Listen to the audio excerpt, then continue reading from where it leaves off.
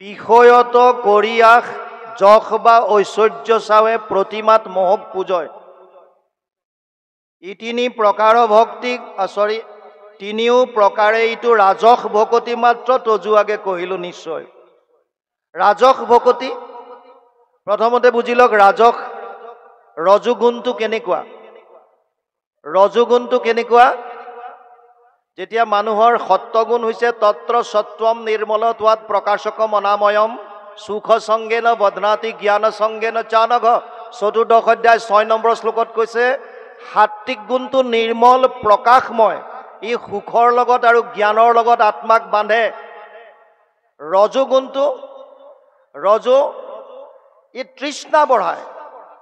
মানুহৰ যশ বা ঐশ্বৰ্য, name and fame, এইবিলাক বস্তু মানুহে বিচাৰে। মোক মানুহে জয় জয়কাৰ কৰক, মোক গ'লে মানুহে এখন স্পেচিয়েল চেয়াৰ দিয়ক, মোৰ কাৰণে গামোচা এখন বেলেগ হওক, মোক অলপ মানুহে বেলেগ ধৰণে ট্ৰিট কৰক, মই চবৰ লগত সমানে নবহোঁ, মোৰখন চেয়াৰ অকণ বেলেগ হওক। এই যে ভাৱবিলাক যাৰ আহে এইবিলাক ৰাজসিক। যোনে নিজৰ যশস্যা বিচাৰে, নেম এণ্ড ফেম বিচাৰে। গতিকে ৰজুগুণটোৱে যাক জমকতাত তৃষ্ণা বৃদ্ধি হয়, আৰু লাগে ভোগবাদৰ প্ৰতি আকৃষ্ট হয়, এয়া ৰজুগুণৰ প্ৰভাৱ। সেইকাৰণে ইয়াত কৈছে বিষয়ত কৰি আশা। ভগৱানক প্ৰাৰ্থনা কৰে কিন্তু কি বিচাৰে? বিষয় কোনবিলাক? 5টা জ্ঞানেন্দ্ৰিয়ৰ 5 ধৰণৰ বিষয় আছে। 5টা জ্ঞানেন্দ্ৰিয় হৈছে শ্ৰোত্ৰ, নেত্ৰ, জিহ্বা, ঘ্ৰাণ আৰু চৰ্ম। এয়া হৈছে 5টা জ্ঞানেন্দ্ৰিয়। 5টা জ্ঞানেন্দ্ৰিয়ৰ 5টা বিষয় হৈছে ৰূপ, ৰস, গন্ধ, স্পৰ্শ আৰু শব্দ। আমি যিমান কৰ্ম কৰোঁ আল্টিমেটলি প্ৰত্যেকটো কৰ্ম গৈ এই 5টা বিষয়তে গৈ থিতাপি লয়গৈ। যিকোনো কৰ্ম ইয়াৰ কাৰণে কৰি আছোঁ, হয়তো ৰূপ আস্বাদন কৰিবৰ কাৰণে, ভোগ কৰিবৰ কাৰণে, তৃপ্তি, জিভাৰ সন্তুষ্টিৰ কাৰণে, কিবা ভাল শুনিবৰ কাৰণে, কিবা শুঙিবৰ কাৰণে, কিবা স্পৰ্শ কৰিবৰ কাৰণে, এই 5টা বিষয়ৰ কাৰণে আমি দিন ৰাত একাকাৰ কৰি আছোঁ। এই 5টা বিষয় মানে কেৱল ভোগ। যিবিলাকে মেটেৰিয়েলিষ্টিক বা ভোগবাদী হয় তেওঁলোকে বস্তু বিচাৰি, অৰ্থাৰ্থী ভকত বুলি কৈছে। চতুৰ্বিধা ভজন্তে মাম জনা সুকৃতিন অৰ্জুন আৰ্ত জিজ্ঞাসু অৰ্থাৰ্থী জ্ঞানী চ ভৰতৰ সব। 7ম অধ্যায় 16 নম্বৰ শ্লোক গীতা। অৰ্জুনক কৈছে, হে অৰ্জুন, 4 ধৰণৰ মানুহে মোক ভক্তি কৰে। তাৰ এবিধ হৈছে আৰ্ত, বিপদত পৰি ৰাম নাম লয়। এবিধ হৈছে জিজ্ঞাসু, যাৰ জানিবলৈ ইচ্ছা, মই কোন, ক'ৰ পৰা আহিলোঁ, মই কি কৰা উচিত, মই ক'লে যাম। সেইকাৰণে ভগৱান কৃষ্ণৰ ওচৰত যায়, কাৰণ সৰ্বজ্ঞ এজনেই আছে, এজন হৈছে ভগৱান কৃষ্ণ। বাকী যিমান আছে হয়তো অজ্ঞ নহ'লে অল্পজ্ঞ। সৰ্বজ্ঞ এজনেই, এজন হৈছে কৃষ্ণ। কিয় সৰ্বজ্ঞ? কাৰণ তেওঁ সকলোতে ব্যাপ্তমান হৈ আছে, অন্তৰ্যামী ৰূপে সকলোৰে হৃদয়ত আছে, তেওঁ সমস্তৰে কথা জানে, সেইকাৰণে তেওঁ সৰ্বজ্ঞ। গতিকে মই মোৰ বিষয়ে জানিবলৈ হ'লেও কৃষ্ণৰ চৰণতে শৰণ ল'ব লাগিব। সেইকাৰণে সেইসকলক কৈছে জিজ্ঞাসু, যাৰ জানিবলৈ ইচ্ছা। এবিধ হৈছে অৰ্থাৰ্থী, ধ্ৰুৱৰ দৰে, যিবিলাকে কেৱল কামনা বাসনা লৈ ভগৱানৰ ওচৰত যায়। কামনা বাসনা, যদিও আমাৰ মূল ভক্তিৰ মূল বস্তুটো হৈছে নিষ্কাম। সুতমুনিক যেতিয়া সুধিছিল যে কলিযুগৰ মানুহৰ কল্যাণ সাধনৰ মূল কৰ্মটো কি, তেতিয়া সুতমুনিয়ে প্ৰথমে কৈছিল, সবেই পুংসাম পৰোধৰ্ম যত ভক্তিৰ অধোক্ষজে অহেতুকি অপ্ৰতিহত যেন আত্মা সম্প্ৰসিদ্ধতি। 1-2-6 প্ৰথম স্কন্ধ 2য় অধ্যায় 6 নম্বৰ শ্লোক ভাগৱত। তাত কৈছিল যে কলিযুগৰ মানুহৰ কল্যাণ সাধনৰ অৰ্থে কৰিবলগীয়া শ্ৰেষ্ঠ কৰ্ম কেৱল আৰু কেৱল কৃষ্ণত একান্ত ভক্তি। কিন্তু চৰ্ত দুটা বান্ধি দিছিল। কি? প্ৰথমটো কৈছে অহেতুকি, মানে হেতু থাকিব নোৱাৰিব, নিষ্কাম।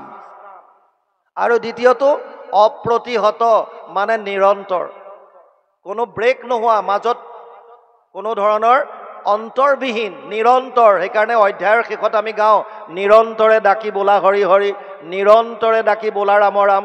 এই নিৰন্তৰ মানে কণ্টিনিউ। এই দুটা চৰ্ত দিছিল। কিন্তু আমিবিলাক যিবিলাক ৰাজসিক ভক্তিত আছোঁ, তেওঁলোকে কেৱল বিচাৰে। এজন মানুহ ৰাতিপুৱা খোজকাঢ়িবৰ কাৰণে ঘৰৰ পৰা ওলাইছে, গেটখন খুলিছেহে মাত্ৰ, ক'লা বেগ এটা দেখা পালে গেটৰ সন্মুখত, চেইনডাল লাহেকৈ খুলি চাইছে, পইচাৰে ভৰি আছে, চব 500 টকীয়া নোট। লগে লগে ইফালে সিফালে চালে, কোনো নাই। পটাপট বেগটো আনিলে আৰু ভিতৰত ৰাখি দুৱাৰ চব মাৰি পৰ্দা চৰ্দা টানি মানুহগৰাকীক মাতিলে, উঠি আহা পটাপট। বিচনাৰ পৰা উঠি আহিছে আৰু বিচনাত গোটেই নোট ঢালি দি গন্তি কৰাত লাগিল। কিমান ওলাল? 99,500, 99,500। এতিয়া মানুহটোৰ মনত সন্তুষ্টি নাই, ওপৰলৈ চাই কৈছে, প্ৰভু আৰু টকা 500 দিয়া হ'লে পুৰা 1 লাখ হৈ যায়, আৰু 500 টকা মাত্ৰ। আমাৰ মন তেনেকুৱা, আপোনালোক হয়তো তেনেকুৱা নহয়, আমিও সেইবিধৰে। আৰু লাগে, আৰু লাগে, তৃষ্ণা বিষয়ত কৰিয়া কেৱল আৰু লাগে, আৰু লাগে। বিষয়বিলাক ৰূপ ৰস গন্ধ স্পৰ্শ তাতে সুখ আছে বুলি ভাবি সেইবিলাক বস্তু পাবৰ কাৰণে যিসকলে ভগৱান কৃষ্ণৰ ওচৰত আহিছে, যিসকলে কৃষ্ণ ভক্তি কৰিছে কেৱল আৰু কেৱল এইটোৰ কাৰণে, সেইবিলাকক কৈছে এই ৰাজসিক ভক্তি বিষয়ত কৰিয়া কি বিচাৰিছে? যশ বা ঐশ্বৰ্য চাৱে। মই কৈছিলোঁ আপোনালোকক, যশ বিচাৰে। মোক মানুহে ভকত বুলি কওক, মোক মানুহে জ্ঞানী বুলি কওক, মোক মানুহে অমুকটো কওক, সেইকাৰণেহে মই কৰিছোঁ, কিন্তু ভিতৰত মোৰ একোটো নাই। যদি তেনেকৈ ভক্তি কৰিছোঁ, এয়া ৰাজসিক ভক্তি। মানুহে কওক মোক, মানুহে ভাল বুলি ক'বৰ কাৰণে মই কৰিছোঁ, আচলতে মই নিজৰ ভালৰ পৰা কৰা নাই। কিয় কৰিছোঁ? মানুহে ভাল বুলি কওক। সেইটো ভক্তি কৰি লাভ নাই। আৰু তৃতীয়ত কৈছে প্ৰতিমাত মোহক পূজয়। কিছুমান আছে প্ৰতিমাটো নহ'লে তেওঁলোকে পূজন কৰিব নোৱাৰে। কিয়? যেনেকৈ সৰু ল'ৰা ছোৱালীক যেতিয়া স্কুলত যায়, যেতিয়া স্বৰবৰ্ণ শিকায়, অ মানে অমিতা এটা আঁকি দিয়ে, অ মানে অমিতা, আ মানে আম, দেখুৱাই দিয়ে এইটো আম। কিন্তু ডাঙৰ হোৱাৰ পাছত সিহঁতে অ মানে অমিতা বুলি বুজিব নেকি? কেতিয়াও নুবুজে। তেতিয়া গম পাব যে স্বৰবৰ্ণৰ এইটো এটা আখৰ, প্ৰথম আখৰ এইটো অ। তেনেকৈ ক মানে কমলা সৰুতে শিকায়। এই এনেধৰণৰ যিসকল ভকত, এইসকলক প্ৰাকৃত ভকত বুলি কৈছে, প্ৰাকৃত ভকত। কপিলে দেৱহূতিক কৈছে যে যিসকলে অহম সৰ্বেষু ভূতেষু ভূতাত্মানম অৱস্থিত সদা তম অৱজ্ঞায় মাম মৰ্ত কুৰ্তে অৰ্চ বিৰম্বনম। 3:29-21 তৃতীয় স্কন্ধ 29 নম্বৰ অধ্যায় 21 নম্বৰ শ্লোক। কপিলে মাক দেৱহূতিক কৈছে, মা মই সমস্ত প্ৰাণীৰ শৰীৰত বিৰাজমান হৈ আছো, সমস্ত ভূতত ব্যাপী আছো মই হৰি, সবাকো মানিবা তুমি বিষ্ণু বুদ্ধি কৰি। বৈকুণ্ঠ পয়ানত যিটো লিখিছে উদ্ধৱক কৃষ্ণই কৈ যোৱা কথাষাৰ গুৰুজনাই লিখিছে, ঠিক তেনেকৈ কপিলেও কৈছে, সমস্ত ভূতত মই আছো সৰ্বক্ষণে, মোহক অৱজ্ঞাতি কৰে যিটো জনে, বেদমন্ত্ৰে প্ৰতিমাত কৰয় অৰ্চন, নাহি তাৰ ফল কিছু সবে বিৰম্বন। যদি কোনোবাই কৰিছে, কৰাসকলক ইয়াত ৰাজসিক ভক্তিৰ কনিষ্ঠতমত ৰাখিছে। যদি প্ৰতিমাত কৰিছে তেওঁলোকক ভাগৱতে প্ৰাকৃত ভকত নাম দিছে, একেবাৰে কনিষ্ঠতম। এয়া ৰাজসিক ভক্তি। তাৰমানে ৰাজসিক ভক্তি তামসিকতকৈ অকণমান ওপৰত। কিয়? ইয়াত বেলেগৰ অন্যায়টো নাই। তামসিক ভক্তিত বেলেগ মানুহৰ অন্যায়টো আছে। কাৰোবাৰ মৎসৰতা বিচাৰিছে, বেয়াটো বিচাৰিছে, কাৰোবাক হিংসা কৰিব বিচাৰিছে, এইবিলাক বস্তু ইয়াত নাই। ইয়াত নিজক লাগে, নিজৰ বিষয় মোক ভোগ কৰিবলৈ লাগে, বিষয়ত কৰিয়াক যশ বিচাৰিছে, ঐশ্বৰ্য বিচাৰিছে, এয়া নিজত। ইয়াত বেলেগৰ অপকাৰটো নাই, কাৰণ ইয়াক মধ্যত ৰাখিছে। এতিয়া আছে সাত্বিক। পাপ মোৰ হওক নাশ, ভগৱন্ত হওক প্ৰীতি, নুহি অৱশ্যকে বিধি মানি। ই 3 প্ৰকাৰ ভক্তি কৰিলে সাত্বিক বুলি নিষ্ঠে মই কহিলো বখানি। সাত্বিক ভক্তিটো বৰ সুন্দৰকৈ বুজাইছে ইয়াত। সাত্বিক আৰু নিষ্কাম ভক্তিৰ মাজত বৰ বিশেষ পাৰ্থক্য নাই, এইটো বুজি লওক। সাত্বিক ভক্তি আৰু নিষ্কাম ভক্তিৰ মাজত বৰ বিশেষ ডিফাৰেন্স নাই। সাত্বিক ভক্তি কি আছে? সকাম বুলি এইকাৰণে ক'লে যে তাতো স্বাৰ্থ আছে। কি স্বাৰ্থ? পাপ মোৰ হওক নাশ। ভগৱানক প্ৰাৰ্থনা কৰিছে, হে প্ৰভু, যদি মোৰ দ্বাৰা কিবা পাপ হৈছে, অপৰাধ হৈছে, তেতিয়াহ'লে সেয়া ক্ষমা কৰিবা। আমি গায়ে থাকোঁ অপৰাধ বিনাশন মোৰ সম পাপী লোক, গায়ে থাকোঁ। এই যে পাপ নাশ হওক বুলি আমি যে প্ৰাৰ্থনা কৰি আছো ভগৱানৰ ওচৰত, আপুনি সাত্বিক ভক্তিতে আছে। যদি বাকী কামনা বাসনা নাই, মোৰ যদি অজানিতে ক'ৰবাত পাপ হৈ গ'ল, মই নজানতে কিবা কৰিলোঁ, কিবা এটা হৈ গ'ল, ইয়াৰ পৰা মোক এয়া ক্ষমা কৰা। এই পাপ মোৰ হওক নাশ বুলি ভগৱানক যোনে কৰিছে, এইটোক কৈছে সাত্বিক ভক্তি। পাপ মোৰ হওক নাশ। কিন্তু সাত্বিক ভক্তিৰো ই কনিষ্ঠতম। মই 3টা স্তৰ কৈছিলোঁ সাত্বিকৰ উত্তম মধ্যম কনিষ্ঠ ইয়াত পাপ মোৰ হক নাশটো আহিছে কনিষ্ঠতমত দ্বিতীয়টো কি ভগৱন্ত হওক প্ৰীতি ভগৱানে মোক ভাল পাওক মই ভক্তি কৰিছোঁ মোক ভগৱানে ভাল পাওক ভগৱানে কেতিয়া ভাল পাব আপোনাক কেনেকৈ ভক্তি কৰিলে অকল গুৰু গৃহত সোমাই আপুনি ৰাতিপুৱা সন্ধিয়া গুৰু সেৱা যিটো আমাৰ নিয়ম বান্ধি দিছে সেইটোতো আমি কৰিমেই কিন্তু সেইটোৱে ভক্তি নহয় গীতাত কৈছে অদ্বেষ্টা সৰ্বভূতানাম মৈত্ৰ কৰুণ এবচ নিৰ্মম নিৰহংকাৰ সম দুঃখ সুখ ক্ষমী সন্তুষ্ট সততাম যোগী যততাম দৃঢ় নিশ্চয় ময়ো অৰ্পিত মনোবুদ্ধিৰ যো মদ ভক্ত সমে প্ৰিয় দ্বাদশ অধ্যায় 13 আৰু 14 নম্বৰ শ্লোক গীতা তাত কৈছে হে অৰ্জুন যিজন অদ্বেষ্টা সৰ্বভূতানাম সমস্ত প্ৰাণীৰ প্ৰতি যিজনৰ মনত তিল মানো দ্বেষ ভাৱ নাই আপুনি ভগৱানে ভাল পাবৰ কাৰণে কি কেনেকৈ ভক্তি কৰিব কোনো প্ৰাণীৰ প্ৰতি মনত বেয়া ভাৱ আনিব নোৱাৰিব নাম্বাৰ 1 অদ্বেষ্টা সৰ্বভূতানাম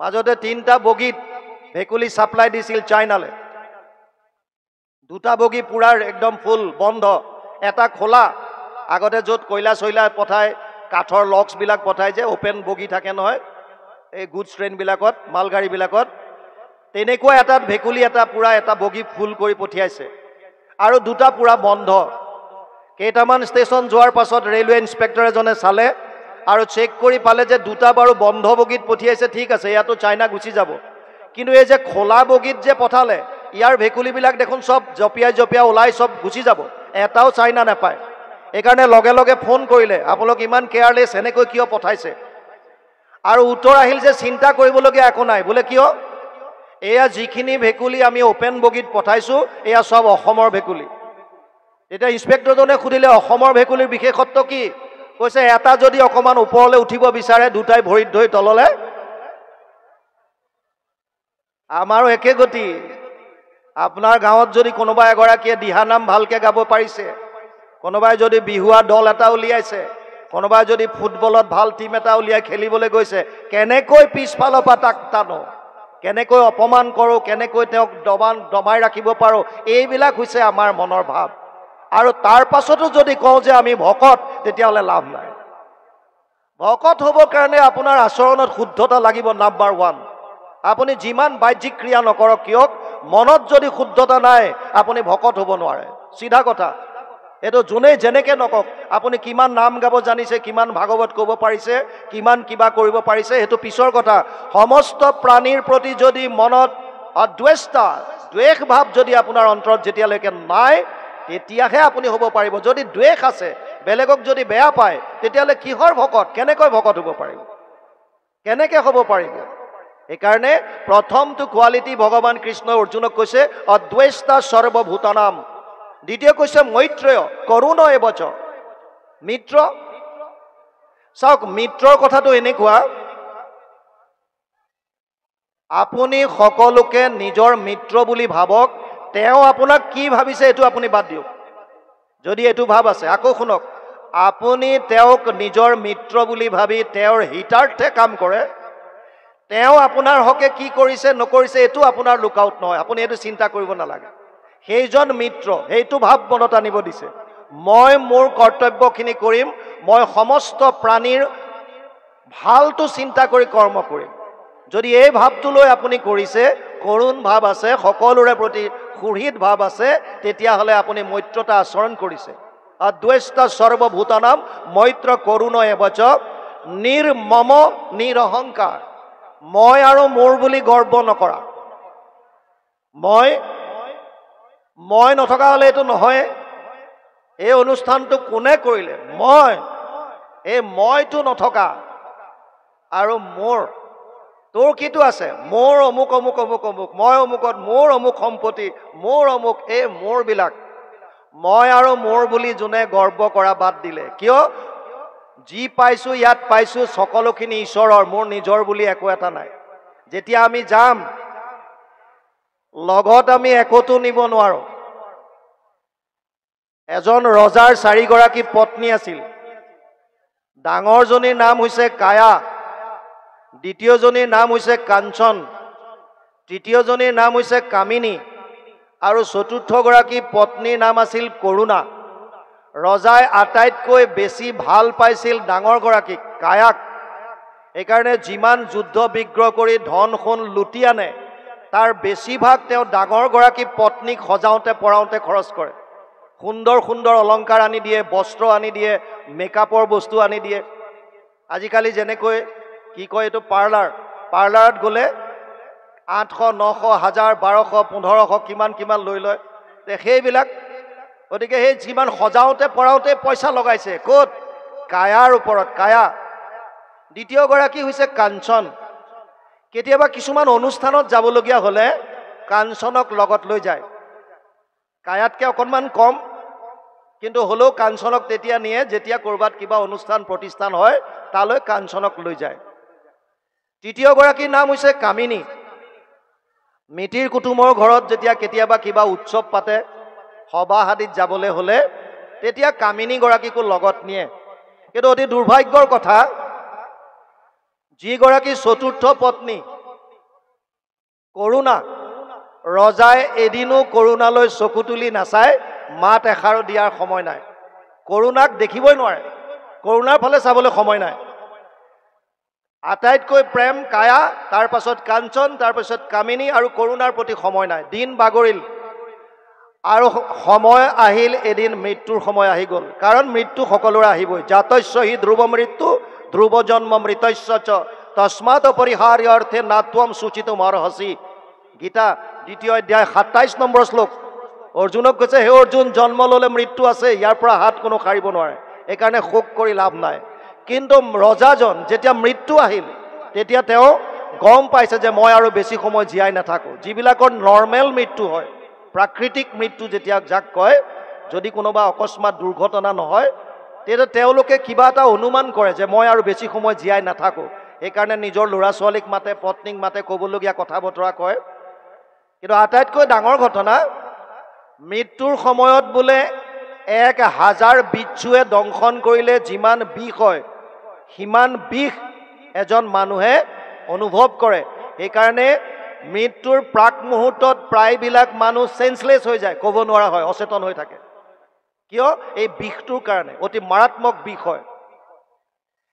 এতিয়া ৰজাই গম পাইছে যে মই আৰু বেছি সময় জীয়াই নাথাকোঁ। তেওঁ ভয় কৰিছে, ভাবিলে মোৰ জীয়াই থকা অৱস্থাত যিহেতুকে মই কায়াক ইমানকৈ টকা পইচাৰে দি অলংকাৰ কাপোৰ কানিয়ে সজাই আছিলোঁ, গতিকে কায়া নিশ্চয় মোৰ লগত মৃত্যুৰ সময়ত যাব। সেইকাৰণে কায়াক মাতিলে আৰু কায়াক ক'লে যে, কায়া, মই গম পাইছোঁ যে মই বেছি সময় জীয়াই নাথাকোঁ আৰু মোৰ অকলে যাবলৈ ভয় লাগিছে। তুমি মোৰ ওচৰত থাকা, মোৰ লগত তুমি যাব লাগিব। কায়াই কৈছে, ধাত, মই কিয় যাম? তোমাৰ মৃত্যু আহিছে, তুমি যোৱা, মই তোমাৰ লগত যাব নোৱাৰোঁ। ৰজাই বৰ দুখ পালে। তুমি তেনেকৈহে ক'লানে? গোটেই জীৱনটো তোমাৰ কাৰণে মই কষ্ট কৰিলোঁ, অন্যায়ভাৱে হওক, অনীতিভাৱে হওক, যুদ্ধ কৰি হওক, যেনেকৈ হওক, টকা পইচা আনি তোমাক মই সজালোঁ, পৰালোঁ, তোমাক খোৱালোঁ। আজি মোক যেতিয়া তোমাৰ প্ৰয়োজন হৈছে তুমি ডাইৰেক্ট না ক'লা। ভাবিলে কাঞ্চন যাব নেকি, কাঞ্চনক মাতিলে। হেৰা কাঞ্চন, শুনিছা বাইদেউৰ কথা? ইমানকৈ তোমালোকতকৈ বেছি মৰম কৰিছিলোঁ আৰু আজি মোক একে আশাৰে কৈ দিলে যে মই তোমাৰ লগত নাযাওঁ। কাঞ্চন, তুমিতো মোৰ লগত যাবা? কাঞ্চনে ক'লে, মহাৰাজ, মইতো নাযাওঁৱেই, মই আপোনাৰ মৃত্যুলৈ মাত্ৰ বাট চাই আছোঁ। আপোনাৰ মৃত্যু হোৱাৰ লগে লগে মই বেলেগলৈ পলাই গুচি যাম। মই কেৱল আপোনাৰ মৃত্যুলৈ বাট চাই আছোঁ। যিদিনাই মৃত্যু হ'ব, যেতিয়াই মৃত্যু হ'ব, মই আপোনাক তৎক্ষণাত বাদ দি বেলেগলৈ পলাই যাম। ৰজাই আৰু দুখ পালে। ৰজাই তৃতীয়গৰাকী পত্নীক মাতিলে, কামিনী। কামিনী আহিল। কামিনীক ক'লে, শুনিছানে, তুমি মোৰ লগত যাবা? দুজনী বাইদেউৰাইতো মানা কৰি দিলে। কামিনীয়ে ক'লে, হয় মহাৰাজ, মই আপোনাৰ লগত যাম, কিন্তু শ্মশানলৈকে। মানে আপোনাক ইফালে চিতাত উঠাব, ময়ো ঘৰলৈ গুচি আহিম। বোলে এইটো কি যোৱা হ'ল? কৈছে, তাতকৈ বিশেষ মই কৰিব নোৱাৰিম। এতিয়া চতুৰ্থগৰাকীক কেনেকৈ সোধে?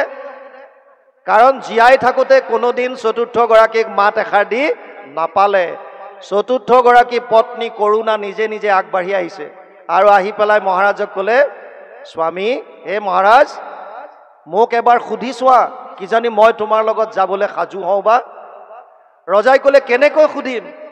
জীয়াই থাকোঁতে তোমাক মই মাত এষাৰ দি নাপালোঁ, তোমাৰ ফালে চাই নাপালোঁ, তোমাৰ নাম লৈ নাপালোঁ, আৰু এতিয়া মই কেনেকৈ ক'ম তোমাক? কৰোণাই ক'লে ক'ব নালাগে, কিন্তু তুমি মোক মৰম কৰা নকৰা পিছৰ কথা, মই কিন্তু তোমাক লগ এৰা নিদিওঁ, মই তোমাৰ লগত যাম। কোন এই কায়া, কোন এই কাঞ্চন, কোন এই কামিনী, কোন এই কৰোণা? কায়া হৈছে আমাৰ শৰীৰটো। আমি এই শৰীৰটোক সজাবৰ পৰাবৰ কাৰণেই আশা পাশা সতীৰ বদ্ধ কামক্ৰোধ পৰায়ণ ইহন্তে কাম ভোগাৰ্থময় ন্যায়েন অৰ্থ সঞ্চয়ন। ষষ্ঠাদশ অধ্যায় 12 নম্বৰ শ্লোক গীতা। অৰ্জুনক কৈছে, হে অৰ্জুন, আশাৰ পাশত বন্দী হৈ মানুহে দুৰ্নীতিৰ দ্বাৰা টকা সংগ্ৰহ কৰে। কিহৰ কাৰণে? এই শৰীৰটোক আৰাম দিবৰ কাৰণে। কিন্তু মৃত্যুৰ সময়ত এই শৰীৰ ইয়াতে পৰি থাকিব, বিষ্ঠা পলু চাই ইয়াৰ শেষ অৱস্থা 3টা। গতিকে কায়া হৈছে আমাৰ শৰীৰটো। কাঞ্চন, কাঞ্চনৰ অৰ্থ হৈছে সোণ। আগতে ধন টকা পইচা সুবৰ্ণৰ আছিল। কাঞ্চন শব্দটোক ধন টকা পইচা সম্পত্তিৰ লগত তুলনা কৰিছে। আমাৰ নামত, আপোনালোকৰ নামত যিমান ধন টকা পইচা বেংক বেলেঞ্চ সম্পত্তি আছে, আপোনাৰ মৃত্যুৰ লগে লগেই সেইটো আপোনাৰ নমিনীলে উত্তৰাধিকাৰীলে ট্ৰেন্সফাৰ হৈ যাব। তাৰমানে আপোনাৰ নামত একো নাথাকে। সেইটো হৈছে বেলেগলে পলাই যোৱা, মৰিবলৈ বাট চাই থকা। কাৰণ আপুনি যোৱাৰ লগে লগে আপোনাৰ নামত থকা ধন টকা পইচা সম্পত্তি হয়তো আপোনাৰ পত্নী, আপোনাৰ স্বামী, আপোনাৰ সন্তান তেওঁলোকলৈ ট্ৰেন্সফাৰ হৈ গুচি যাব। এইকাৰণে কাঞ্চনে কৈছে, মই কেৱল আপোনাৰ মৃত্যুলৈ চাই আছোঁ, মৃত্যু হোৱাৰ লগে লগে বেলেগলৈ পলাই গুচি যাম। তৃতীয় হৈছে কামিনী, কামিনী। কামিনী হৈছে মিতিৰ কুটুম। আমাৰ গাঁৱৰ মানুহ, মিতিৰ কুটুম গাঁৱৰ মানুহবিলাকে এজনৰ মৃত্যু হ'লে শ্মশানলৈকে যায় আৰু খুচি কাটি ডেড বডিটো তেওঁলোকে জ্বলাই দাহন কৰে, আলোচনা কৰে। বেচেৰাটো বৰ ভাল আছিল, বিপদে আপদে সহায় কৰিছিল, বৰ দুখ লাগিছে ই যোৱাৰ কাৰণে, বিৰাট কষ্ট পাইছোঁ। কিন্তু ঘৰলৈ আহি পত্নীক ক'ব, হেৰা শুনিছা, ৰাতিপুৱাৰ পৰা চাহ একাপ খাবলৈ পোৱা নাই, অকণমান ভালকৈ চাহ একাপ বনাই দিয়া। সেইটো শেষ, তাতে দুখ, তাতে শেষ। এয়া হৈছে কামিনী। আৰু কৰোণা, যাক আমাৰ জীৱন্ত অৱস্থাত চাবৰ কাৰণে সময় নাই, মাত এষাৰ দিবলৈ সময় নাই। এই কৰোণা হৈছে ভগৱান পৰমাত্মা, যি আত্মাৰ লগত যায়। আপুনি যলৈকে যাওক, আপুনি যিয়ে শৰীৰ ধাৰণ কৰক, আপোনাৰ লগে লগে ফুৰিব এজনেই।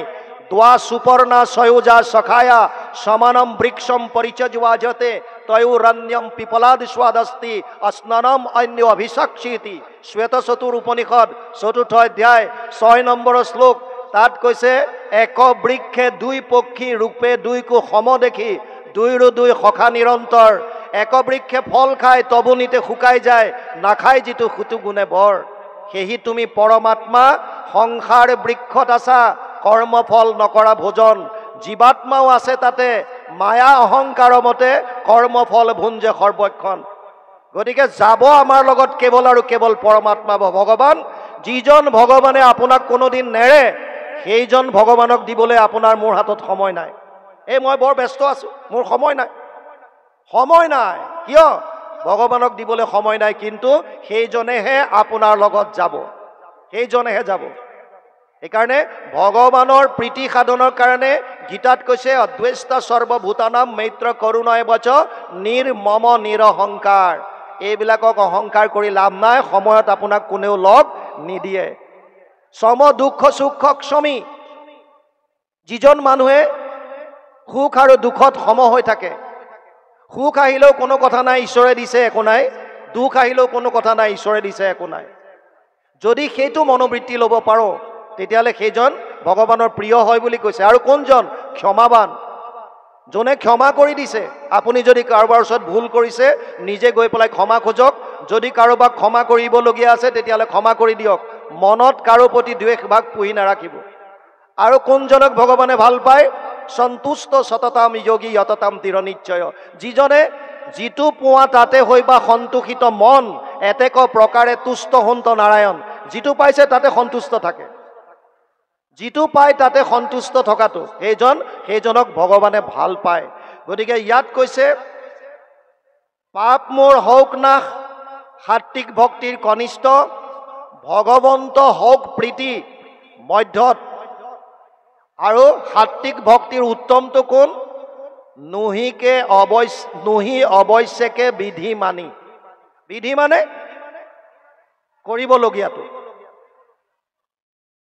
ডু আৰু ডোন্টছ যিটো কয় শাস্ত্ৰত দুটা বস্তুৱে পাব যি শাস্ত্ৰই পঢ়ক আপুনি তাত দুটা বস্তু পাব এটা হৈছে বিধি এটা হৈছে নিষেধ এইখিনি কৰিব নাপায় এই দুটাই পাব আপুনি ডাক্তৰৰ তাত যেনেকৈ গ'ল ব্লাডটো টেষ্ট কৰিব দিলে ওলাল চুগাৰ বেছি এটা চুগাৰ বেছি ওলোৱাৰ কাৰণে ডাক্তৰে আপোনাক এখন প্ৰেছক্ৰিপশ্যনত লিখিলে আপুনি ইনচুলিন ল'ব লাগিব আপুনি এইকেইটা মেডিচিন খাব আপুনি ৰাতিপুৱা গধূলি অকণমান খোজ কাঢ়িব এয়া চব বিধি এইখিনি বিধি কাষত লিখি দিলে আপুনি মিঠাই নাখাব এই নাখাবটো হৈছে নিষেধ এতিয়া আপুনি যদি ভাবে যে ডাক্তৰে ডেইলি এটা ইনচুলিন দিছে মই দুটা ল'ম লাগিলে কিন্তু মই মিঠাইটো কিন্তু খাম এইটো মই নেৰো তেতিয়া লাভ নহ'ব আপুনি ভক্তি কিমান কৰিব পাৰিছে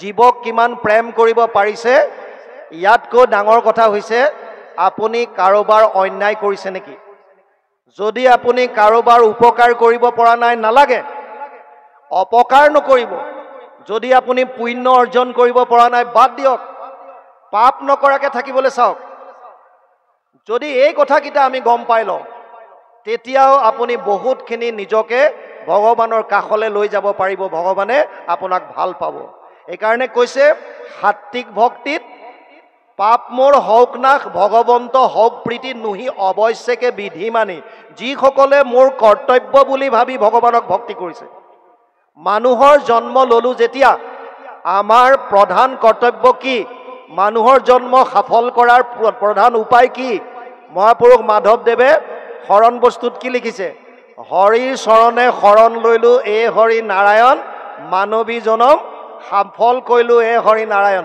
লিখা আছে আমি সদায় গাই আছো মানৱী জনম সফল কৰাৰ উপায় দিছে হৰিৰ চৰণে শৰণ লোৱা ভগৱানক ভাল পোৱা আৰু গুৰুজনাই বেদস্তুতিত লিখিছে কীৰ্তনত মনুষ্য শৰীৰ পাই যিটো নৰগণ নকৰে তোমাৰ যদি শ্ৰৱণ কীৰ্তন বিফলে জনম গৈলা ভৈলা সৰ্বনাশ জীৱন্ততে মৰাশীটো ভাতিৰ নিশ্বাস এই লোহাশালত যিডাল ফোচ ফচাই থাকে উশাহ ল'ব হাৱাটো দিবৰ কাৰণে আমাৰ শ্বাস প্ৰশ্বাসো তেনেকুৱা জীৱন্ততে মৃতকৰ দৰে যদি আমি ঈশ্বৰৰ নাম লোৱা নাই যদি আমি ঈশ্বৰক ভাল পাবলৈ শিকা নাই কিন্তু ডাঙৰ কথা ঈশ্বৰক ভাল পোৱাটো এই আচৰণখিনি লগত আনিব লাগিব কিয় কাৰণ ঈশ্বৰ সমস্ত ভূতত ব্যাপ্তমান হৈ আছে আপুনি কেৱল গুৰুগৃহত থাপনাত থকাজনে ঈশ্বৰ বুলি ভাবি বাকীবিলাকক যদি সামান্য জ্ঞান কৰে তুচ্ছ জ্ঞান কৰে তেতিয়াহ'লে আপোনাৰ আৰু কৰ্মকাণ্ডৰ মাজত কোনো পাৰ্থক্য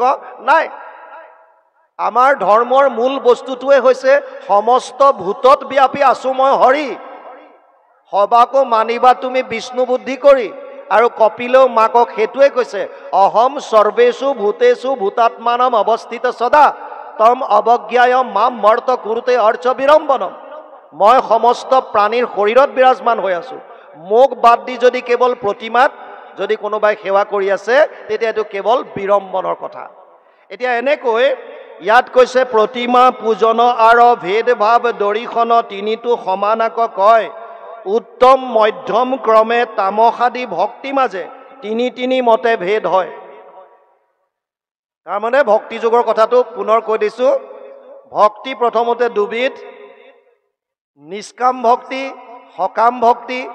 সকাম ভক্তিক প্ৰথমতে তিনিটা ভাগ কৰিছে সাত্বিক ৰাজসিক তামসিক প্ৰত্যেকৰে তিনিটাকৈ ভাগ আছে উত্তম মধ্যম কনিষ্ঠ আৰু এই তিনিওটাৰে আকৌ নৱবিধকৈ সাধন ক্ৰিয়া আছে গতিকে ৩ × ২৭ বিধ তামসিক ২৭ বিধ ৰাজসিক আৰু ২৭ বিধ সাত্বিক ২৭ ৩ × ৮১ গতিকে ইয়াত কৈছে এইকাৰণে একবিধি নৱ প্ৰকাৰে হৈ আছে ভেদ তাক বুজি বাহা দিয়া মতি সগুণ ভকতি এহি একাধিক ৮০ বিধ ১+৮০ তাৰ মানে ৮১ এইকাৰণে ভক্তি যুগত সকাম ভক্তি ৮১ বিধ বুলি কোৱা হয় এই 81 বিধৰ ভাগটো ভাগৱতে এনেকৈ কৈছে এতিয়া নিৰ্গুণ ভক্তিৰ কথা আহিব তাৰ আগত অকণমান উপদেশ দিছে বাপজনে উপদেশখিনি পাঠ কৰি দিব কৃষ্ণ